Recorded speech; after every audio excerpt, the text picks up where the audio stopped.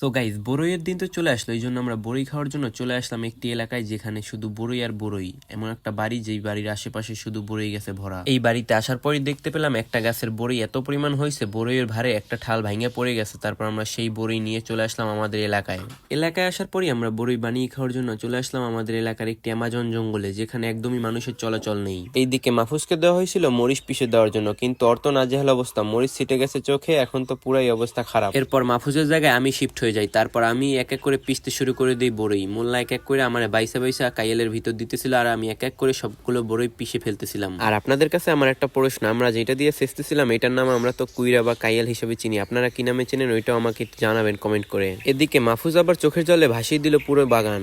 অবশেষে আমরা বড়ই বানানো শেষ করে একদম সেকেন্ডের মাথায় সাবার করে ফেলি, কিন্তু আমরা নাহিদ ভাইয়ের জন্য না রাখার কারণে সে তো পুরাই রাগ করেছে। যার কারণে সাকিব মোল্লার বুদ্ধিতে নাহিদ ভাইকে সবাই মিলে চিনি খাওয়ানো ট্রাই করতেছিলাম, কারণ আমাদের কাছে অবশিষ্ট শুধু চিনিই ছিল।